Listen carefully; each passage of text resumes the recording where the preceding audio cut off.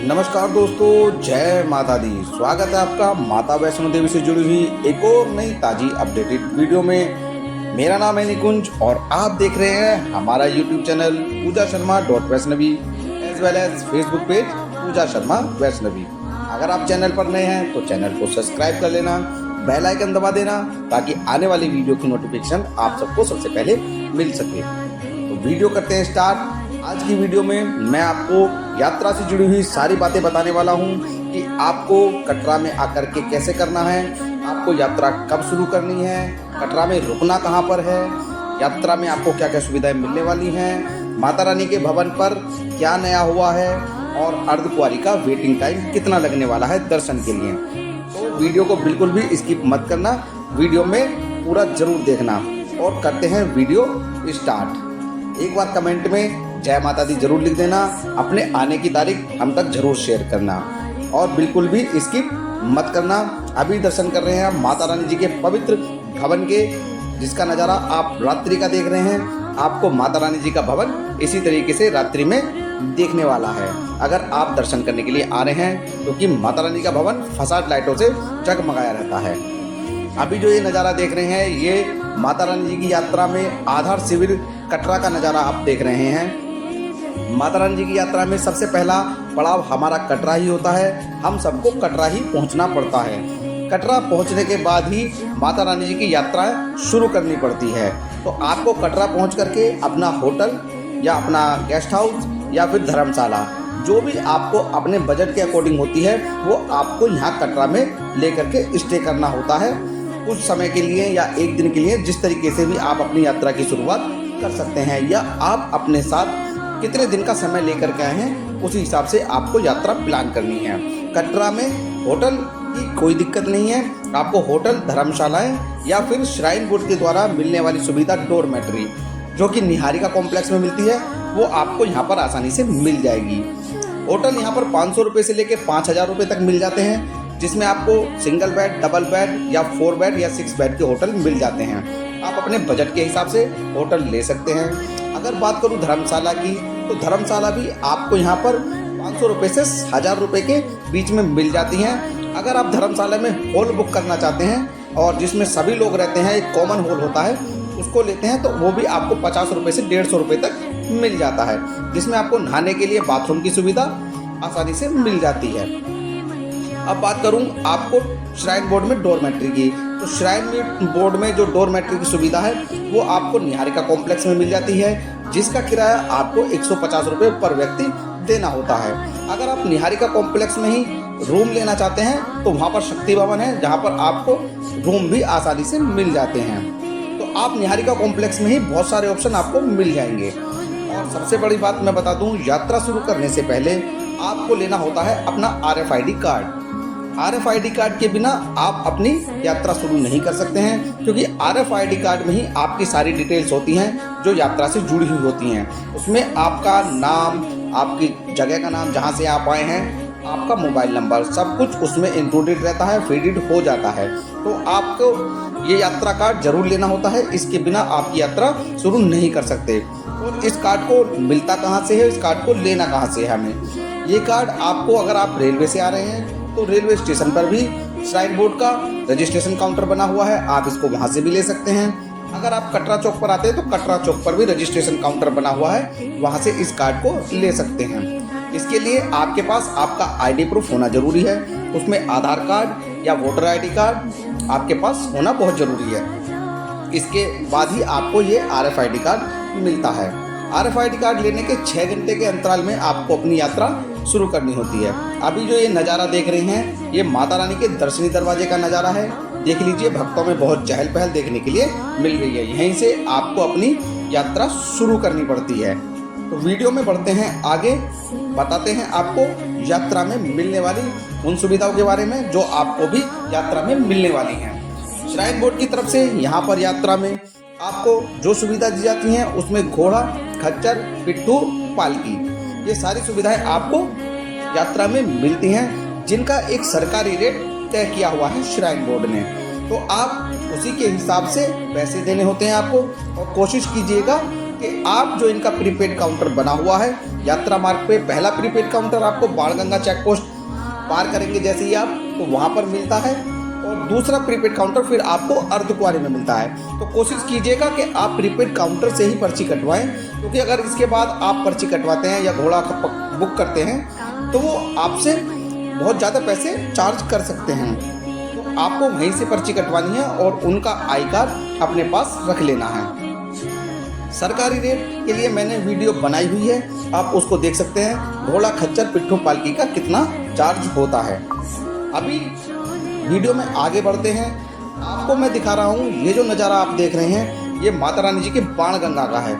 बाणगंगा में ही भक्त स्नान करके माता रानी के दर्शन के लिए आगे चलते हैं। बाणगंगा में स्नान करना जरूरी है। बाणगंगा वही स्थान है जहाँ पर माता रानी ने बाण चला करके भक्त हनुमान की प्यास बुझाई थी और अपने केश भी यहाँ पर धोए थे, इसलिए इसको बाणगंगा और बालगंगा दोनों कहते हैं। तो आप यहाँ पर स्नान करके जरूर जाइएगा, क्योंकि इसमें स्नान करने से ही आपकी यात्रा संपूर्ण होती है। इसके बाद आप जब यात्रा में आगे बढ़ते हैं तो यात्रा में आपको किसी भी तरीके की दिक्कत नहीं होने की। आपको यात्रा में खाने पीने के सामान की चीज़ें या श्राइन बोर्ड के द्वारा मिलने वाले भोजनालय, ये सब चीज़ें आपको समय समय पर, मतलब दूरी दूरी पर, थोड़ी थोड़ी दूरी पर मिलते रहेंगे।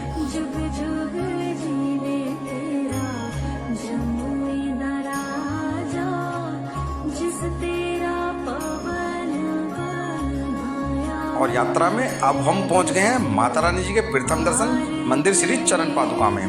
मंदिर श्री चरण पादुका में माता रानी के चरणों के निशान है, जहां पर माता रानी ने भक्त भैरवनाथ को पीछे मुड़ के देखा था और अपने चरणों के पद चिन्ह यहाँ पर छोड़े थे। तो माता रानी के पद चिन्हों के ही दर्शन यहाँ पर होते हैं। आप भी माता रानी के दर्शन करके ही अपनी यात्रा में आगे बढ़ें। और माता रानी के 9 रूपों के दर्शन यहाँ पर अंदर होते हैं, जिनकी प्रतिमाएं यहाँ माता रानी की लगी हुई हैं। साथ में भोलेनाथ की और पार्वती मैया की मूर्ति भी यहाँ पर आपको मिलेगी, जिनके दर्शन करने के बाद ही आप अपनी यात्रा को आगे कंटिन्यू करें, क्योंकि चरण पादुका मंदिर के दर्शन करने बहुत ज़रूरी होते हैं। ये देख लीजिए कितना प्यारा नज़ारा है माता रानी के चरण पादुका मंदिर से। और वीडियो अगर आपको अच्छी लग रही है तो वीडियो को लाइक कर देना, कमेंट में जय माता दी जरूर लिखना और चैनल को सब्सक्राइब जरूर करना। आप दर्शन कर रहे हैं माता रानी जी के पवित्र चरण पादुका मंदिर के। यहाँ से अपनी यात्रा को आगे बढ़ा के अब हम पहुँच गए हैं माता रानी जी के पवित्र अर्धकुंवारी मंदिर पर। हम बात करते हैं अर्धकुंवारी मंदिर पे इस समय वेटिंग के टाइम की। आपको दर्शन करने के लिए कितना समय लग रहा है तो बता दूं, अभी यहाँ पर वेटिंग का टाइम जो चल रहा है, आप देख रहे हैं सामने पीछे की तरफ लाइन काफ़ी लंबी है दर्शन की, जिसमें आपको ग्रुप से नंबर मिल जाते हैं और आपको ग्रुप वाइज ही दर्शन करने पड़ते हैं। तो वेटिंग के समय की अगर मैं बात करूं, वेटिंग का समय अभी यहाँ 66 घंटे से लेकर 72 घंटे तक की वेटिंग चल रही है, क्योंकि जून का महीना चल रहा है और लास्ट चल रहा है। छुट्टियां खत्म होने के कगार पर हैं, तो भक्तों में बहुत ज़्यादा भीड़ देखने के लिए यहाँ पर मिल रही है। तो आप आ रहे हैं तो आपको कम से कम 66 से 72 घंटे की वेटिंग का सामना अर्धकुंवारी में दर्शन करने के लिए करना पड़ सकता है। और एक वीडियो मैंने बनाया था आपको, यहाँ पर अगर आपको दर्शन आपको करने हैं तो यहाँ पर आपको आरती की सुविधा मिलने वाली थी। आरती की सुविधा में आप बैठ सकते हैं। 300 रुपये की राशि लगने वाली है आपकी, जो आपको काउंटर से टिक पर्ची कटानी पड़ेगी अपनी आरती की, और आप सीधे जब आरती में बैठ जाएंगे तो आपको आरती के बाद से अर्धकुंवारी में दर्शन हो जाएंगे। प्रति व्यक्ति 300 रुपये यहाँ पर आरती का डोनेशन लगने वाला है।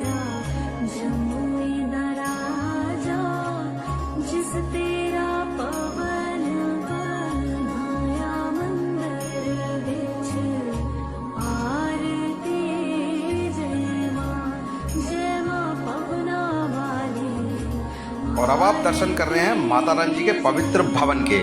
ये नज़ारा जो आप देख रहे हैं माता रानी जी के भवन का रात का नज़ारा है। रात्रि में भवन आपको इसी तरीके से दिखने वाला है, क्योंकि भवन पर फसाइड लाइटों का काम पूरा हो चुका है काफ़ी दिन से। इसी तरीके से भवन आपको देखने के लिए मिल रहा है। तो आप दर्शन कर रहे हैं इस समय माता रानी के भवन के। आपको सबसे पहले मैं बता दूं माता रानी जी के भवन पर इस समय मौसम कैसा बना हुआ है। माता रानी जी की यात्रा में इस समय मौसम बहुत अच्छा बना हुआ है। रुक रुक के माता रानी जी की यात्रा में पिछले 2 दिन से बारिश भी हो रही है, और माता रानी जी की यात्रा में पूरी तरीके से बादल देखे जा रहे हैं। तो आपको गर्मी से पूरी तरीके से राहत मिल गई है। यहाँ पर यात्रा करने अगर आप आ रहे हैं तो आपको अब गर्मी का सामना इतना नहीं करना पड़ेगा। और एक बात, अगर आप माता रानी की यात्रा करने के लिए आ रहे हैं तो अपने साथ अब सर्दी के कपड़े लेकर के जरूर आएँ, क्योंकि अगर आप रात को माता रानी के भवन पर रुक रहे हैं तो आपको सर्दी बिल्कुल लगने वाली है। आप सर्दी के कपड़े जरूर लेकर के आएँ और साथ में रेनकोट, अम्ब्रेला और अपनी ज़रूरत की मेडिसिन्स साथ में ज़रूर रखें, जिससे कि आपको किसी परेशानी का सामना ना करना पड़े। वैसे जगह जगह पर माता रानी की यात्रा में आपको डिस्पेंसरी देखने के लिए मिल जाएंगी, क्योंकि भवन पे भी डिस्पेंसरी है, अर्धकुंवारी में भी डिस्पेंसरी है, सांझी छत पे भी डिस्पेंसरी है और चरण पादुका के पास भी डिस्पेंसरी आपको मिल जाएगी देखने के लिए। तो ज़्यादा परेशानी की बात आपके लिए नहीं है।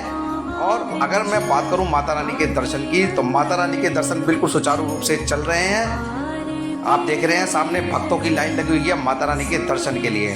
अब बात करता हूं मैं सबसे पहले जो बदलाव अभी भवन पर हुआ है वो किस तरीके का बदलाव है आपको बता दूं। अगर आप रोपवे से माता रानी के भवन से भैरव बाबा जाना चाहते हैं तो आपको यहाँ पर टिकट पहले ऑफलाइन भी मिल जाती थी और आप ऑनलाइन टिकट भी लेकर के आते थे। अगर आप ऑनलाइन टिकट लेकर के आ रहे हैं तो आपको सीधी डायरेक्ट एंट्री मिल जाएगी, लेकिन ऑफलाइन टिकट के लिए अब भवन पर बदलाव कर दिया गया है। ऑफलाइन टिकट आपको अब मिलेगी दुर्गा भवन से। आपको पहले काउंटर, रोपवे काउंटर के पास से ही आप अंदर जाते थे लाइनों से लग के, तो वहाँ से आपको टिकट मिलती थी, लेकिन अभी आपको टिकट लेनी पड़ेगी दुर्गा भवन के बेसमेंट में जाके। तो ये इन्फॉर्मेशन थी हमारे पास, हम लोगों ने आपसे शेयर करी है। आपको ये इन्फॉर्मेशन कैसी लगी हमें कमेंट करके ज़रूर बताना। तो आप अपने रोपवे की टिकट कोशिश कीजिएगा कि ऑनलाइन ही बुक करके आइएगा, जिससे कि आपको ज़्यादा समय वेटिंग में ना लगे। आप देख रहे हैं सामने ये भक्तों की लाइन लगी हुई है जो माता रानी के दर्शन करने के लिए इस समय जा रहे हैं। तो कोशिश कीजिएगा आप जब माता रानी के दर्शन करने के लिए जा रहे हैं तो दिन के समय दर्शन करें या रात के समय दर्शन करें। आप आरती के समय में इस समय दर्शन करने की लाइन में ना लगें, क्योंकि आरती के समय दर्शन बंद हो जाते हैं तो लाइन बहुत लंबी हो जाती है। आपको 5 से 6 घंटे तक का समय दर्शन के लिए लग सकता है। और अब बात करूं रोपवे सुविधा की, वो बिल्कुल सुचारू रूप से चल रही है। सिर्फ टिकट के काउंटर ही बदले गए हैं, जो कि पहले यहाँ से मिलता था जहाँ पर रोपवे चलता था वहाँ से, लेकिन अब आपको टिकट दुर्गा भवन के बेसमेंट से मिलेगा। आपको ये वीडियो कैसी लगी हमें कमेंट करके ज़रूर बताना। इस तरीके की वीडियो हम आपके लिए लाते रहते हैं। मिलते हैं ऐसी ही एक और इन्फॉर्मेटिव वीडियो में, तब तक के लिए जय माता दी।